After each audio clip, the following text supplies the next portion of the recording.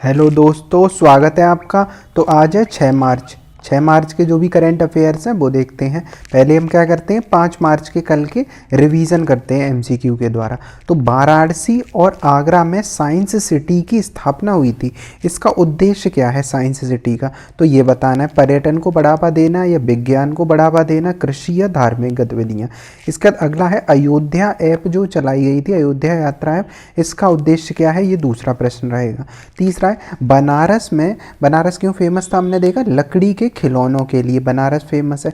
अब यहाँ पे एक गोदावरी सिंह हुआ करते थे, इन्हें क्या हुआ, इनको निधन हुआ था। तो इन निधन हुआ था तो इन्हें अभी पहले कौन सा सम्मान मिल चुका है, वो पद्म विभूषण, श्री भारत रत्न या गांधी शांति पुरस्कार।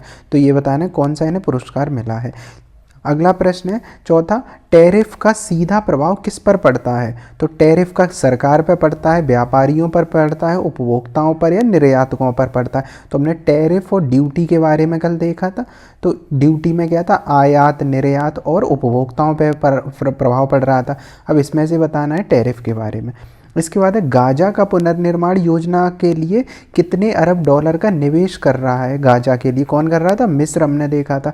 तो कितने का है, तो ऑप्शन 1, 2, 3, 4 इनमें से देखना है। इसके बाद है आहार मेला एक लगा था 2025 में, इसका आयोजन कहाँ किया जा रहा है। तो ये बताना है आहार मेला का आयोजन कहाँ पे किया जा रहा है। इसके बाद 7वां प्रश्न है वन्य जीव संरक्षण के लिए गुजरात में किस नाम के पशु बचाव केंद्र को खोला गया है। तो वन्यजीव संरक्षण के लिए, तो यहाँ पे है ग्रीन सेंचुरी बचनतारा। अब ये यहाँ पे थोड़ा गलत है, यही है बनतारा वाला जगह जो अंबानी वाला है रिलायंस का। तो बनतारा है, यही आंसर रहेगा इसका। तो बनतारा है ये। इसके बाद है स्पेशल ओलंपिक्स। स्पेशल ओलंपिक्स हो रहे थे विंटर वाले, हमने देखा था, और भारत का सबसे बड़ा दल जा रहा है इस बार पहली बार। तो ये आयोजन कहाँ हो रहा है इस बार, स्पेशल ओलंपिक्स विंटर वालों का। तो फ्रांस में, जर्मनी, इटली या कनाडा में। इसके बाद मुख्यमंत्री एकल स्वरोजगार, एकल महिला स्वरोजगार योजना के तहत कितने, सरकार कितने प्रतिशत का अनुदान देगी। तो ये बताना है कितने प्रतिशत का, और ये भी इसमें हमने पढ़ा था ये किस राज्य की योजना है, ये भी बताना है। उसके बाद है 10वां प्रश्न, 16 में जम्बो मजूमदार इंटरनेशनल सेमिनार का विषय क्या था। जम्बो मजूमदार इंटरनेशनल सेमिनार। तो ये हमने 10 प्रश्न देखे कल के। अब आज का रिवाइज करते हैं, मतलब करंट अफेयर्स देखते हैं 6 मार्च की। तो पहला है विविधता का अमृत महोत्सव। तो अमृत महोत्सव मनाया जाता है, तो विविधता का है, तो कहाँ पे, राष्ट्रपति भवन में 5 मार्च को, मतलब कल के दिन मनाया गया था। द्रौपदी मुर्मू जी के द्वारा उद्घाटन किया गया है विविधता का अमृत महोत्सव। यह महोत्सव भारत की जो संस्कृति है उसके लिए ये किया गया। फोकस क्या है, दक्षिण भारत के राज्यों की कल्चर पे ज़्यादा फोकस किया गया है, जैसे केरल, तमिलनाडु, तेलंगाना और आंध्र प्रदेश के साथ साथ लक्षद्वीप, पौंडुचेरी, इनके बारे में देखना है। तो यही चीज़ की गई है महोत्सव में। इसके बाद अगला प्रश्न है, अगला न्यूज़ है, पशु स्वास्थ्य और रोग नियंत्रण कार्यक्रम में संशोधन हुआ है। तो पशु स्वास्थ्य और रोग नियंत्रण, अभी तक जो कार्यक्रम चल रहा था ना उसमें थोड़ा चेंज कर दिया है रोग नियंत्रण वाले कार्यक्रम में। तो मोदी जी द्वारा अध्यक्षता में केंद्रीय कैबिनेट ने 5 मार्च को क्या किया है, पशु स्वास्थ्य और रोग नियंत्रण कार्यक्रम में संशोधन की मंजूरी दी है। इस कार्यक्रम में कुल 3,880 करोड़ का बजट निर्धारित किया गया है। नई योजना मतलब क्या नया है, तो पशु औषधि। तो इस संशोधन के तहत एक नई योजना पशु औषधि को जोड़ा गया है। तो पूछ लिया जाएगा क्या चेंज हुआ है, तो चेंज क्या हुआ है, पशु औषधि करके ये नया एक कार्यक्रम जोड़ा गया है। तो पशु औषधि याद रखना। इसके लिए 75 करोड़ अलग से ये आवंटित करे जा रहे हैं पशुओं के लिए, चुनाव मतलब जो स्वास्थ्य संबंधी के लिए। तो कौन सा, पशु औषधि। इसके प्रमुख घटक क्या है, इस कार्यक्रम का उद्देश्य राष्ट्रीय पशु रोग नियंत्रण को आगे बढ़ाना है। अगला प्रश्न है सोन केदारनाथ रोपवे परियोजना। तो ये 12.9 मतलब कह सकते हैं 13 किलोमीटर का ये सोन रोपवे है। सोन केदारनाथ है रोपवे, कितना, 12 किलोमीटर के आसपास। सोन से केदारनाथ, सोन प्रयाग जो एरिया है, तो सोन प्रयाग से केदारनाथ तक पहला ये रोपवे है। उत्तराखंड में जो यात्री जाएंगे उनके लिए आसान हो जाएगा। 4,000 करोड़ से लगा है, तो ये वाली चीज़ है। मेन है कि हमें लोकेशन बस जाननी है। तो ये है सोन प्रयाग, और सोन प्रयाग से ही पास में ही कौन सा एरिया है, जो केदारनाथ है। तो अगर ये मैप दिख रहा है, तो ये वाला जो मैप है, हम बात करें इसकी, तो ये मैप है यहाँ से, ये उत्तराखंड है, जो एरिया हम देख रहे हैं ये एरिया उत्तराखंड का है।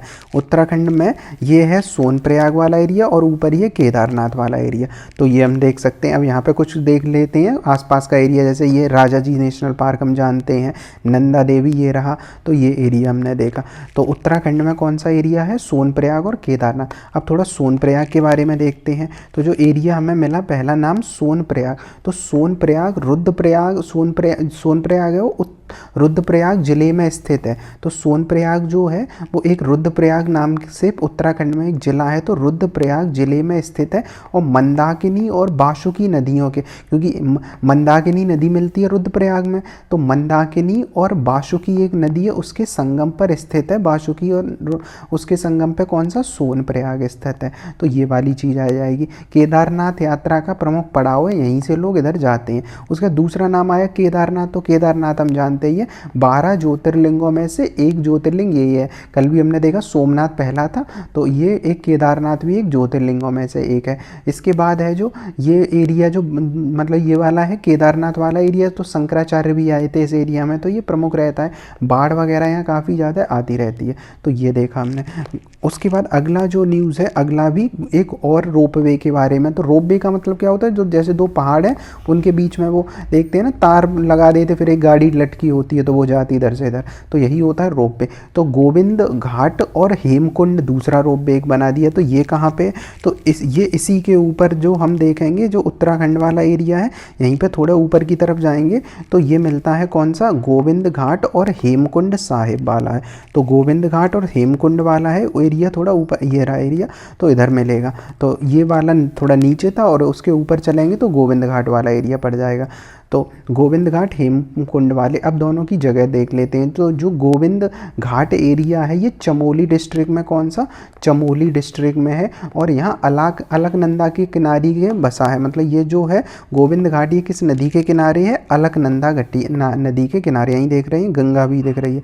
तो अलकनंदा के ये किनारे पे बद्रीनाथ मार्ग यहाँ पे पड़ता है। ये सिखों का एक प्रमुख गुरुद्वारा है, नाम ही है ना गोविंद, तो गोविंद गुरु के नाम से। तो गोविंद जो घाट है, गोविंद घाट, ये जो सिखों का प्रमुख एक गुरुद्वारा है, गुरु गोविंद सिंह की याद में ये बनाया गया था।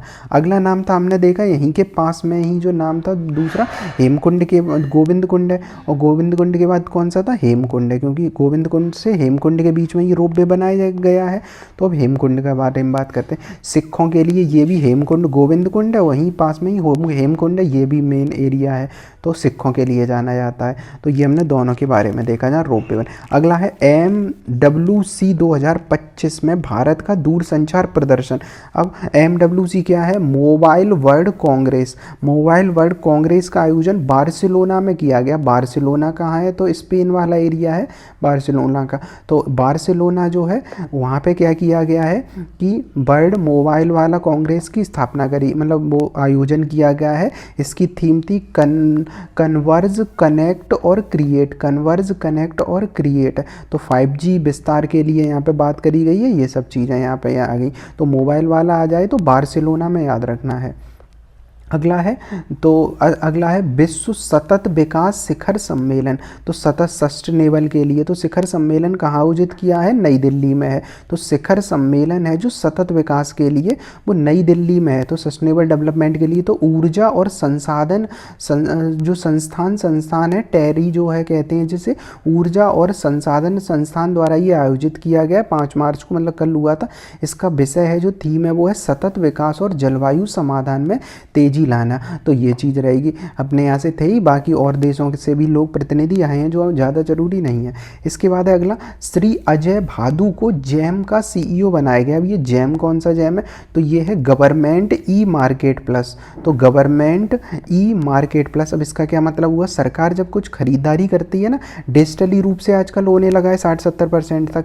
तो सरकार को मान लो एक ऑफिस में कुर्सी चाहिए, पंखे चाहिए, ये सारी चीज़ अब सरकार कहाँ से खरीदेगी? तो जैम पोर्टल ऐसा है जब सरकार कुछ खरीदारी करती है तो यहाँ पोर्टल पर डाल देती है, फिर लोग क्या करते हैं अपने टेंडर के लिए अप्लाई करते हैं जिन्हें बेचना होता है। तो यही होता है GeM government e market plus होता है। कब आया था? 2016 में आया था। अभी इसके सीईओ कौन बन गए हैं? अजय बहादुर जो हैं वो सीईओ बन गए हैं इसके गवर्नमेंट ई मार्केट। अगला अंतर्राष्ट्रीय निशस्त्रीकरण, मतलब जो जैसे परमाणु हथियार वगैरह हैं तो उनके निशस्त्रीकरण और अप्रसार ज़्यादा प्रसार ना हो के लिए जागरूकता दिवस 5 मार्च को मनाया गया था कल के दिन। तो ये वाली चीज़ आ जाएगी। तो 5 मार्च को अंतर्राष्ट्रीय निशस्त्रीकरण और ये इसमें क्या है, युवाओं को जागरूक करना, अंतर्राष्ट्रीय सहयोग एक दूसरे से करना। इसके बाद फीफा है, उसका 2026 में वर्ल्ड कप होना है अगले वर्ष फीफा का। इस बार फीफा ने काफ़ी देशों को प्रतिबंधित किया है। इसमें रशिया भी मिलेगा, पाकिस्तान भी मिलेगा और कॉन्गो भी मिलेगा। प्रतिबंध क्यों किया है? क्योंकि जहां मानवाधिकार का उल्लंघन हो रहा है, अंतर्राष्ट्रीय नियमों का पालन नहीं हो रहा, उन्हें प्रतिबंध कर दिया है फीफा ने। तो उनमें रूस, पाकिस्तान और कॉन्गो आ जाएगा। 2026 में जो होना है वो अमेरिका, कनाडा और मेक्सिको में आयोजित किया जाएगा। पेपर में ये आ सकता है कि कहाँ कितना आयोजित किया। तो अमेरिका, मेक्सिको और कनाडा में आयोजित किया जाएगा। मतलब अभी जो अपना T20 वर्ल्ड कप वाला था वो भी यहीं आयोजित हुआ था, जो भारत ने जीता था। तो उसी एरिया में ये आयोजित होगा, मतलब वो अमेरिका और मेक्सिको और इस एरिया में, तो ये वाला होगा। इस बार 48 टीमें भाग लेंगी। 2026 में 48 टीमें, जो सबसे बड़ा वर्ल्ड कप होगा। पिछला वाला में शायद 26-30 के आसपास कुछ टीमें थी, तो इस बार और ज़्यादा हो जाएगा। अगला है अमेरिका के मोंटाना में पहला भारतीय फिल्म महोत्सव मनाया गया। मोंटाना जिला देखें, मतलब वो डिस्ट्रिक्ट देखें तो ये है अमेरिका। तो अमेरिका जो USA है, ये USA, यहाँ पर उत्तर में एक जिला मतलब डिस्ट्रिक्ट पड़ेगा, इसे मोंटाना है। तो मोंटाना में पहला भारतीय फिल्म महोत्सव हुआ है। तो फिल्म महोत्सव अब जैसे भारतीय दूतावास वगैरह होते हैं उनके द्वारा ये किया जाता है। बस इतना ही पूछा जा सकता है कहाँ हुआ है, उससे ज़्यादा नहीं। तो केवल कहाँ पे, ये उत्तर में है मोंटाना। तो मोंटाना याद रखना। और ये दिख रहा होगा तो रॉकी माउंटेन्स है। बाकी अमेरिका की सबसे ऊंची चोटी में माउंट विटने ये रही सबसे ऊंची चोटी है, सैन फ्रांसिस्को। और ये कैलिफोर्निया वाला लॉस एंजल्स है जो हॉलीवुड कहलाता है।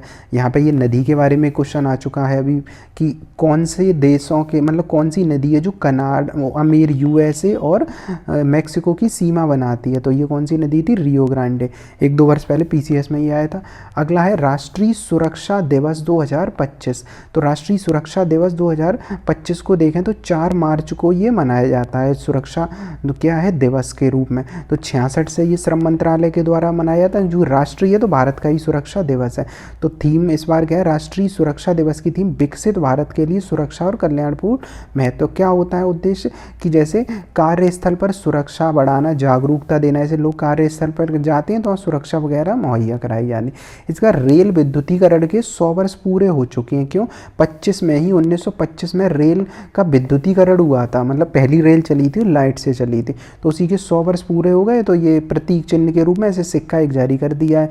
तो 100 रुपये मूल्य का एक सिक्का जारी किया गया है सरकार के द्वारा, मतलब प्रतीक के रूप में। तो वित्त मंत्रालय ने इस सिक्के को गजटजारी किया है।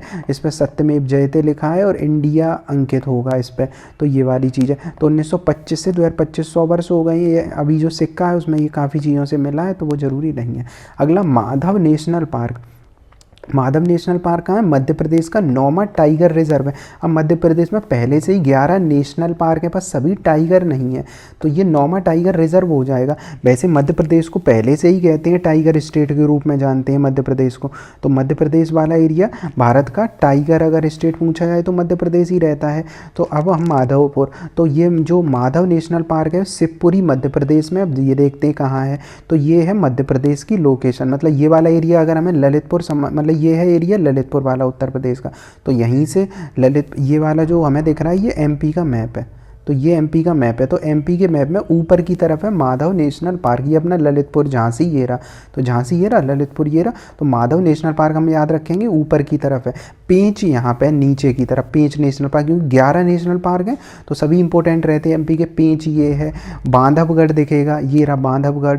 ये हिल्स है कैमूर, कैमूर जो रेंज है ना जो उत्तर प्रदेश में भी आती है, तो कैमूर दिख रहा है। ये नर्मदा वैली है, सतपुड़ा है। तो माधव नेशनल पार्क बिल्कुल ललितपुर के आसपास है। तो ये याद रखना है इसके बारे में।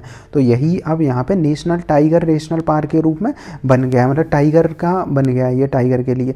तो यहाँ पे बाघों को जल्द मतलब और छोड़ा जाएगा इस एरिया में, तो ये 9वां बन गया है। तो ये पहले से ही 8 हैं, बांधवगढ़, कान्हा, पन्ना, पेंच, संजय दुबरी, सतपुड़ा, बीरंगाना, दुर्गावती और रातापानी, इतने पहले से ही हैं।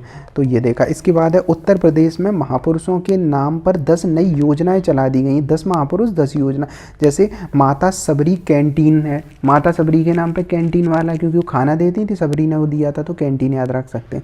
सरदार पटेल जनपदी आर्थिक वाला है, आर्थिक।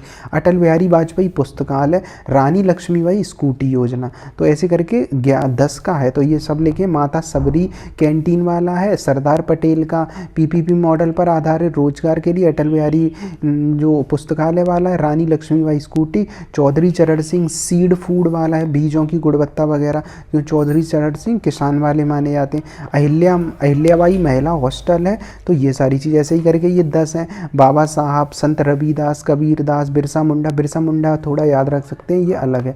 अगला है उत्तर प्रदेश विधानसभा में पान मसाला और गुटखे पर प्रतिबंध लगा दिया है। उत्तर प्रदेश विधानसभा में, मतलब ये लोग विधानसभा में भी ले जाते होंगे, तभी रोक लगाई गई है।